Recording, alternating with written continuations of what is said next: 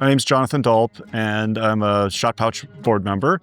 Shotpouch is an organization that is a steward of this property that we're sitting on here today. And it's a gorgeous day today. So a wonderful time to be out here. It really is a steward of the land as one of its core pillars. One of the other core pillars is around the connection of the human to the natural world and the natural world to the human person. It has been an amazing experience.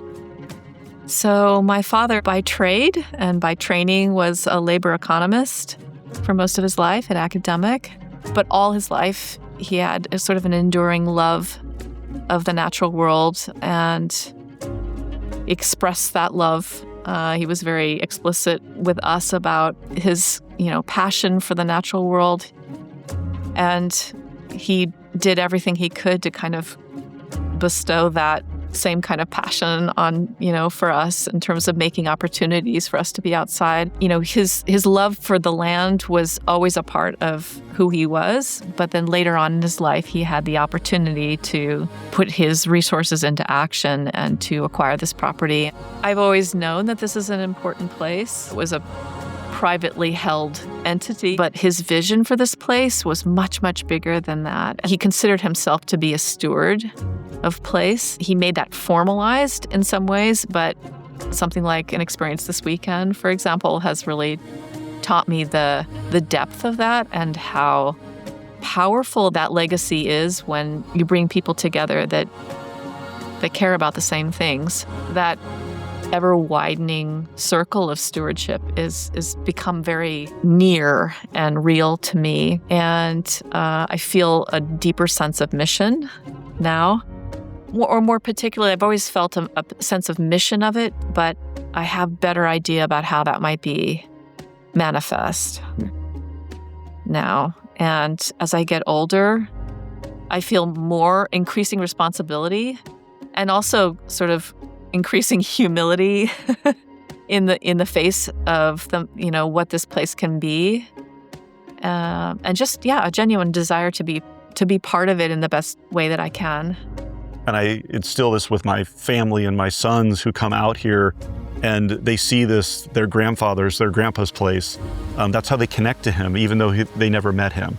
And so it's very personal to me to be able to support not just my own personal experience, but the opportunity of this experience and legacy that my father put in place with the structure of the foundation. I came into this weekend really kind of with my eyes wide open. I planned on observing more and I found myself engaging more, and it was very interesting. And I learned a lot about the people. I learned a lot about a process. I learned a lot about myself and questions I maybe hadn't asked myself. And I see, again, the content and the ability to take the foundation, the fundamentals of the foundation, and apply that to this amazing group that was here. It solidified a lot of the things that I have been thinking about and or questioning myself personally, and a lot of growth. This place is presenting an incredible opportunity.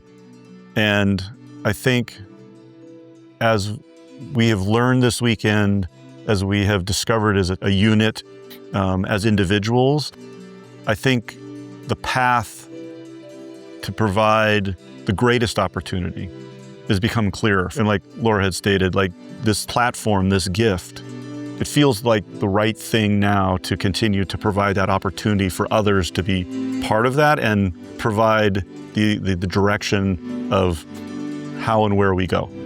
For me personally, and I think this happens in everyone's life at one point or another, where there's an exchange between the people, say, before you or have done that work before you, whether it's intergenerational or just through experience, when suddenly you're holding the basket and there's an exchange, and I have that sense after so many years, suddenly you're entrusted with something, fully entrusted. I say that with deep respect for the gift and admiration for the gift. The fact that so many people would come to this place, travel so far. It's not a convenient place to be. It's a beautiful place to be, but it takes effort. Yeah. And that people would come and offer their intellect and their hearts in such generous ways. So my hopes for this place would be to amplify its original purpose, which was to grow an old-growth forest with the most integrity and kindness to the land possible, and to bridge and to, invite the human experience to that in the spirit of reciprocity and like an awareness of that. So that, to me, that is the nub of the issue, and the ways that can be amplified will change. The climate crisis, according to Franz Dolp, I believe he would still believe in the future. I think he would see that there is an opportunity to change the direction. Knowing it would take hard work, he would thrive in an opportunity to have these types of sessions and symposiums that we're running like we did today.